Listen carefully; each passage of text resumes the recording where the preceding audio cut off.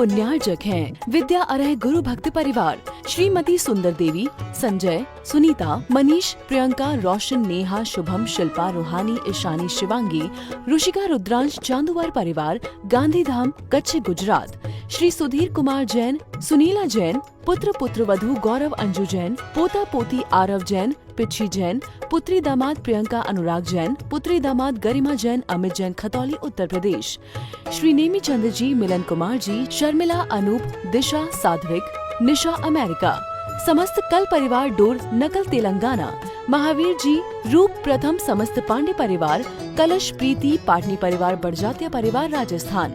सकल दिगंबर जैन समाज, बड़गांव, सुरखंड, केकड़ी, राजस्थान। बोलिए देवादिदेव श्री आदिनाथ भगवान की, भगवान महावीर स्वामी की, अहिंसा परमो धर्म की। परम पूज्य आचार्य गुरुवर श्री विद्यासागर जी महाराज की, परम पूज्य आचार्य श्री समय सागर जी महाराज की, परम पूज्य सुंदर सागर जी महाराज। बंधुओं, हम सब बड़े भाग्यशाली पुण्यशाली लोगों में से हैं कि आज तीर्थंकर भगवान साक्षात हमें नहीं मिल रहे हैं। कोई बात नहीं, जिस युग में मुनियों का अभाव सा दिख रहा था, उस मुनि परंपरा को, श्रवण परंपरा को जगाने वाले आचार्य चारित्र चक्रवर्ती शांति सागर महाराज जन्म लिए। जब मुनियों का बिल्कुल दर्शन नहीं होता था, उस विषम परिस्थितियों में आचार्य शांति सागर महाराज ने जन्म लेकर के इस मुनि श्रवण परंपरा को आज यहाँ तक पहुंचाया। शांति सागर के बाद शिव सागर, वीर सागर, शिव सागर और ज्ञान सागर आदि आदि अनेक परंपराएं हमारे समाज में चल रही हैं। और ज्ञान सागर महाराज के प्रथम शिष्य आचार्य विद्यासागर, जिन्होंने जन्म लेकर के इस श्रवण परंपरा को पल्लवित और पुष्पित करके आज हजारों साधु जो हमें जगह जगह दिख रहे हैं, दर्शन हो रहे हैं। ये पूज्य गुरुदेव की अनुकंपा और कृपा रही कि आज तुम्हारे नगर में भी दो दो शिष्य यहाँ पर आए। शांति सागर महाराज को हम श्रेय देते हैं। उस परंपरा को पल्लवित और पुष्पित करने का श्रेय जाता है आचार्य गुरुवर श्री विद्यासागर संत को, जो नमोकार मंत्र के पदों पर जिनका विश्वास उठ गया था। ऐसे व्यक्ति पंडित लोग भी आचार्य गुरुवर श्री के दर्शन करके पुनः पांचों पदों पर विश्वास करने लगे। वही परंपरा युग के आदि से लेकर के महावीर भगवान तक आई। उस महावीर भगवान की परंपरा को हमारे आचार्य कुंद कुंद भगवान आदि जैसे महाराजों ने उस परंपरा को आगे बढ़ाई। और आज ये हम सबके पास धर्म है। इस धर्म को धारण करने की चीज है, उदाहरण की नहीं है। आज हम भगवान के जन्म कल्याण की बात कर रहे हैं। आप अपने अपने मन से पूछना, अंदर झांक करके देखना, अनंत काल से जन्म मरण करते चले आ रहे हैं। जन्म मरण, मरण और जन्म, जन्म मरण करते आ रहे, लेकिन हमारा कल्याण क्यों नहीं हुआ? स्पष्ट है कि हमने धर्म को सुना है, धारण नहीं किया है। एक बार एक व्यक्ति संत के चरणों में गया, संत से निवेदन किया कि गुरुदेव, मैं आपकी भक्ति करता करता, धर्म करता करता यहाँ तक पहुंच गया हूं, लेकिन जीवन में धर्म धारण नहीं कर पाया हूं। जीवन में परिवर्तन नहीं आ रहा है, इसकी वजह क्या है? संत तो संत थे, उन्होंने एक उदाहरण से उसे समझाना चाहा कि कहा कि देख बस, तू एक लोटा मदरा लेकर के आ, शराब लेकर के आ, एक लोटा शराब लेकर के आओ। इस लोटे को पूरा खाली करना है, एक बूंद गले के नीचे नहीं उतरना चाहिए, कुल्ला करके पूरा का पूरा लोटा खाली करना है। शिष्य सरल स्वभावी था, उस शिष्य ने पूरा लोटा कुल्ला लिया, थोड़ा सा थूक दिया, लिया फिर थूक दिया, कुल्ला पूरा लोटा कर दिया खाली। गुरुदेव ने उससे पूछा, शिष्य से पूछा, क्यों, तुम्हें शराब का नशा आया क्या? बोले नहीं गुरुदेव। क्यों नहीं आया? क्योंकि एक भी बूंद मेरे गले के नीचे नहीं गई। मुख में लिया थूक दिया, मुख में लिया थूक दिया। तो बस यही कारण रहा कि सारी जिंदगी तू धर्म की बातें तो करता रहा है, लेकिन धर्म को तूने धारण नहीं किया, इसलिए तेरे जीवन में धर्म का असर नहीं दिख रहा है। जिस दिन धर्म की बातों को तू धारण कर लेगा, जीवन बदल जाएगा, परिवर्तन आ जाएगा। तो यहाँ जितने बैठे हैं सबने धर्म को सुना तो है और धर्म को पढ़ा भी है, लेकिन जीवन में उतारा नहीं है। धर्म सुनने की बात सीमित तक नहीं है, धर्म का पारायण भी होना चाहिए, तो जीवन का मजा और आनंद कुछ और है।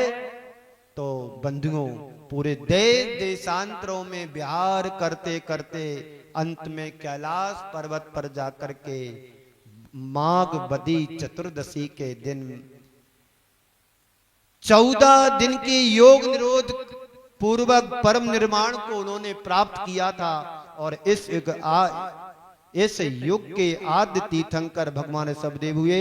ऋषभदेव के बारे में सारी बातें हमारे शास्त्रों में उल्लिखित हैं, पर हमें समय कहाँ है शास्त्रों को पढ़ने का। तो कम से कम साधुओं को सुनो।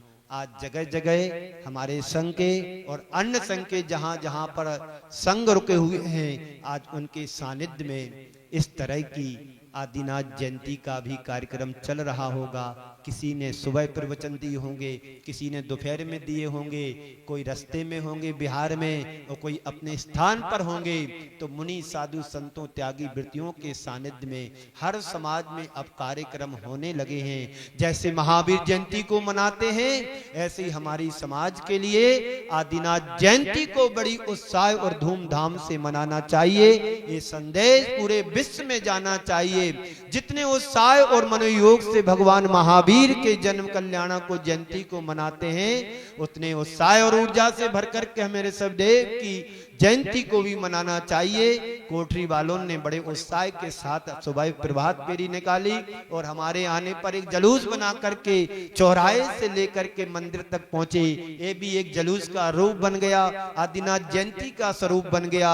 मैं चाहता हूं ये जुलूस आज मात्र का ना रहे, जब तक तुम्हारा जीवन है तब तक ऋषभदेव की जयंती का रूप देते रहें। भगवान महावीर के संदेशों को जन जन तक पहुंचाएं, आदिनाथ भगवान के संदेशों को जन जन तक पहुंचाएं।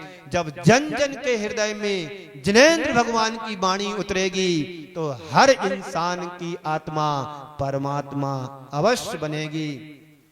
तो ये ऋषभदेव का सामान्य परिचय रहा, लेकिन ये ऋषभदेव का परिचय बहुत छोटा सा परिचय है। उनका सही परिचय तो कुछ और है, जो हम उनके अवदानों से जानेंगे।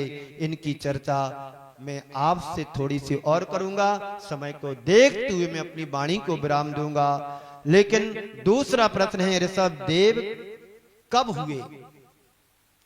जैन दर्शन के अनुसार काल चक्र में अनादि से चला आ रहा है।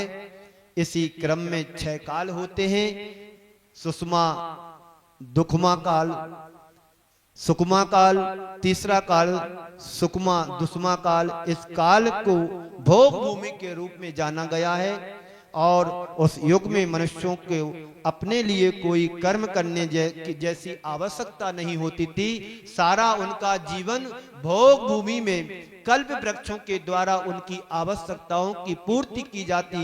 लेकिन आज जैसी कोई व्यवस्था नहीं थी। आप लोग आज कर्म करते हैं, क्रिया करते हैं, तब तुम्हें कुछ खाने पीने के लिए मिलता है। और आप लोग यदि सोचें कि कुछ करना ना पड़े, सारी हमारी आवश्यकताओं की पूर्ति हो जाए, ये संभव नहीं है। इसलिए इसे कर्म भूमि कहा गया है। क्या कहा गया है? जिस भूमि में हम सब का जन्म हुआ है, भगवान महावीर का जन्म हुआ, ऋषभदेव के बाद जितने तीर्थंकरों का जन्म हुआ, वो कर्म भूमि में जन्म हुआ है। और कर्म भूमि में जो कर्म करता है, उसके फल स्वरूप उसे फल मिलता है। आप लोग अच्छा करोगे, अच्छा मिलेगा, जैसा करोगे वैसा मिलेगा। आप यदि सुख चाहते हो, तो सुख के बीज को बोना होगा। और यदि आपके जीवन में दुख आ रहा है तो किसी को कहने की जरूरत नहीं। ये सोचो कि हमने पिछली पर्यायों में ऐसा क्या किया होगा जिसके कारण आज हमारे जीवन में दुख चल रहा है। आप कहीं पर भी हाथ डालते हैं, विपरीतता दिखाई देती है, अच्छा करते हैं, फल नहीं मिलता है, जो वांछित फल तुम्हें चाहिए वो नहीं मिल पा रहा है। इसकी वजह क्या है कि हमारे जीवन में असाता कर्म चल रहा है। आज मैंने सुबह कहा था कि विषम से विषम परिस्थितियों में भी हमें धर्म को नहीं भूलना चाहिए, कर्म को नहीं भूलना चाहिए, दान पुण्य थोड़ा थोड़ा करते रहना चाहिए। अभी आप लोगों ने शांति धारा देखी, करने वालों ने शांति धारा की, मैंने कहा इतना देना, सामने से आवाज आई, जो गुरुदेव आपकी इच्छा, जो आज्ञा। पैसा तो व्यक्ति बहुत कमाता है, जितना स्पीड से पैसा कमाता है व्यक्ति उतनी स्पीड से गमा भी देता है। पर संत कहते हैं कमाओ गमाने के लिए नहीं, कमाओ कमाओ बचाने के लिए कमाओ, और बचा करके फिर क्या करें, अच्छी जगह लगाने के लिए उस पैसे को सदव्यय करो, जिससे तुम्हारा जो पाप अर्जित हुआ है उससे पाप साफ हो सके। यही उपदेश हमारे 24 तीर्थंकरों ने दिए हैं कि बिना कर्म किए कुछ फल मिलने वाला नहीं है। इसलिए अच्छा करो, बेटर करो, बेस्ट करो, जिससे तुम्हारा जीवन भी अच्छा बने। तो बंधुओं, हमारे समस्त आवश्यकताओं की पूर्ति उस समय होने वाले प्राकृतिक कल्प वृक्षों से हुआ करती थी। हमारी आवश्यकताओं की जो आवश्यकताएं थी बहुत सीमित थी उस जमाने में, और इच्छाएं भी हम सबकी बहुत अल्प हुआ करती थी। जब धीरे धीरे तीसरे काल का अंत होने को हुआ तो कल्प वृक्षों का प्रभाव मंद होने लगा। उस समय अनेक प्रकार की प्राकृतिक परिवर्तन भी हुए। उस समय होने वाले प्राकृतिक परिवर्तनों से समाज को मार्गदर्शन देने के लिए ऋषभदेव प्रकट हुए, जिसमें अंतिम कुलकर के रूप में राजा नाभिराय हुए थे, जो भगवान ऋषभदेव के पिता श्री कहलाए। अंतिम कुलकर के काल में कल वृक्षों का फल एकदम मंद हो गया था। जब कल वृक्षों का मंद होना हुआ, कल वृक्षों ने फल देना जब बंद कर दिया, तो लोगों के लिए, संघर्ष के लिए, उनके उपदेश के लिए ऋषभदेव ने कहा कि घबराओ नहीं, अब तुम्हारे लिए कुछ उपदेश दिया जा रहा है, जिससे तुम्हें कर्म करना होगा और उस कर्म के फलस्वरूप तुम्हें अपने जीवन की आवश्यकताओं की पूर्ति करना होगी। आप लोगों के जीवन में भी देखो, पति कमाता है तो पत्नी गमा पाती है, यानी खर्च कर पाती है, और पति निकम्मा रहे, कमाए नहीं तो पत्नी कहां से खर्च करेगी। तुम्हारी आवश्यकताओं की पूर्ति कौन कर सकता है? आप जब कमाओगे तो कहीं पर जब तुम खर्च कर पाओगे। जितना बजट होता है व्यक्ति उतने हिसाब से ही खर्च करता है। हमारे बुंदेलखंड में एक कहावत है, जितनी चादर होती है उतने पैर पसारे जाते हैं। जितना तुम्हारा बजट होता है उसी हिसाब से व्यक्ति खर्च करता है। तो बंधुओं, अब कर्म भूमि का प्रारंभ हो गया है, तो इनसे ही अपनी जीविका होगी, आजीविका होगी। तब राजा ऋषभदेव ने प्रजाजनों के लिए असी मसी विद्या, शिल्प, वाणिज्य आदि का उपदेश दिया और कहा अब भोग का समाप्त हो गया है, अब बिना कर्म किए कुछ भी नहीं कर सकते हो। अगर अपने जीवन का निर्वाह तुम्हें करना है तो क्या करो? कर्म करो। उस समय 3 शब्द भगवान ऋषभदेव ने कहे। एक निर्वाह है, निर्वाह समझते ना, गुजर बसर करना। दूसरा है निर्माण, जैसे मकान बनाना, व्यापार का निर्माण करना, खेती का निर्माण करना, नए नए उद्योग खोलना, फैक्ट्री खोलना, ये निर्माण है। और तीसरा शब्द है निर्वाण, यानी मोक्ष को प्राप्त होना। क्या कहा? निर्वाह तो हर व्यक्ति कर लेता है, पशु पक्षी भी अपने जीवन का निर्वाह कर लेता है। जन्म लिया है तो कहीं से भी दाना ला करके अपने बच्चे को चिड़िया चुगा देती है, उसके मुख में रख देती है। आप कबूतरों को देखो, दूर से कबूतर एक दाना लाएगा, अपने बच्चे के मुख में रख देगा। चिड़िया भी दूसरी जगह से दाना चुग करके लाएगी, चावल का कड़ लेकर के जाएगी, जहां पर उसका बच्चा है उसके मुख में रख करके आएगी है। ये निर्वाह है। आप लोग भी निर्वाह कर रहे हो, सुबह से शाम तक दुकान खोलते हैं, थोड़ा बहुत बेच करके आते हैं और अपने परिवार का पालन पोषण कर लेते हैं। संत कहते निर्वाह मात्र से काम चलने वाला नहीं है, कुछ आगे बढ़ने का भी उपक्रम करना चाहिए। आगे बढ़े तो निर्माण की बात आती है। बड़े बड़े पुराने मकान नए मकानों में बदल जाते हैं, घर फ्लैटों ने स्थान ले लिया, छोटे घर बड़े घर बन गए, ये निर्माण हो गया। जो गांव में रहते थे वो शहरों की ओर चले गए, निर्माण हो रहा है। जिनके पास छोटी सी खेती हुआ करती थी उनके पास बहुत बड़ी बड़ी जमीनें हो गई हैं, निर्माण हो गया। संत कहते हैं निर्वाह से निर्माण तक की यात्रा तुम्हारी तो हो गई, इतने मात्र से तुम्हारा काम चलने वाला नहीं है, इसके आगे और एक कदम बढ़ने की जरूरत है। एक छोटा सा बच्चा पढ़ने के लिए स्कूल भेजते, उसका निर्माण होता, शरीर का निर्माण होता, उसकी बुद्धि का निर्माण होता है। हमेशा ऐसे नहीं करते रहना चाहिए। किसी बात को कहो ऐसा भी तो करो कभी। कैसा करना है?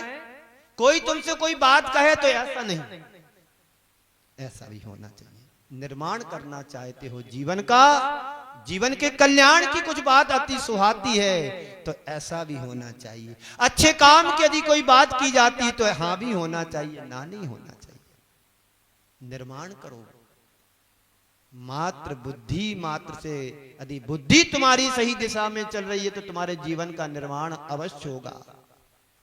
और बुद्धि यदि हमारी विपरीत दिशा में जा रही है तो जीवन का विनाश भी हो सकता है। कभी हठाग्रह नहीं, भगवान के संदेशों को अपने जीवन में उतारो। भगवान महावीर ने जो हम सबको दिया, ऋषभदेव ने जो हम सबको बताया, उनके सिद्धांतों को, छोटे थोड़े सिद्धांतों को, अंश को भी अपने जीवन में धारण कर लेते हैं।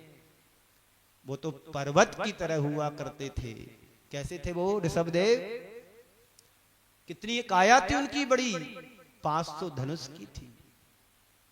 अयोध्या से चलकर के हस्तिनापुर आहार लेने के लिए गए। आने वाली तिथि में जिस तिथि में उन्होंने आहार लिया वो तिथि धन्य हो गई। उसे अक्षय तृतीया के नाम से जाना जाता है। उस दिन जो भी तुम कार्य करोगे वो अक्षय होगा, क्षय नहीं होगा। जैन समाज में नहीं, सभी समाजों में अक्षय तृतीया के दिन बहुत सारी शादियां होती हैं। महावीर जयंती के दिन शादियां करते हैं। भले भगवान महावीर ने शादी ना की हो, लेकिन हम लोग हैं कि उस तिथि में शादी भी कर लेते हैं। अक्षय तृतीया के दिन मात्र 3 अंजलि गन्ने का रस लिया था इक्षु वृक्ष की हुई पारणा।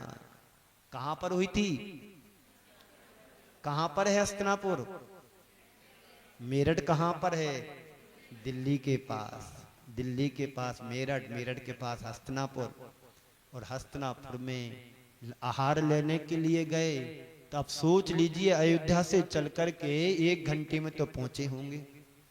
इतनी विशाल काया शरीर, 1-1, 2-2, 5-5 किलोमीटर की एक उनकी डग हुआ करती होगी। 500-700 किलोमीटर चल करके 1 घंटे में। क्यों कमलेश जी? आज हम आहार करने जहां गए, यहां से 200 मीटर तो होगा कम से कम घर। इस कार्यक्रम के पुण्यार्जक थे विद्या अरह गुरु भक्त परिवार, श्रीमती सुंदर देवी, संजय, सुनीता, मनीष, प्रियंका, रोशन, नेहा, शुभम, शिल्पा, रूहानी, ईशानी, शिवांगी, ऋषिका, रुद्रांश, चांदुवार परिवार, गांधीधाम, कच्छ, गुजरात। श्री सुधीर कुमार जैन, सुनीला जैन, पुत्र पुत्रवधू गौरव अंजू जैन, पोता पोती आरव जैन, पिच्छी जैन, पुत्री दामाद प्रियंका अनुराग जैन, पुत्री दामाद गरिमा जैन, अमित जैन, खतौली उत्तर प्रदेश। श्री नेमी चंद जी, मिलन कुमार जी, शर्मिला, अनूप, दिशा, साध्विक, निशा अमेरिका। समस्त कल परिवार डोर, नकल तेलंगाना। महावीर जी, रूप प्रथम समस्त पांडे परिवार, कलश प्रीति पाटनी परिवार, बड़जात्या परिवार राजस्थान। सकल दिगंबर जैन समाज, बड़गांव सुरखंड, केकड़ी राजस्थान।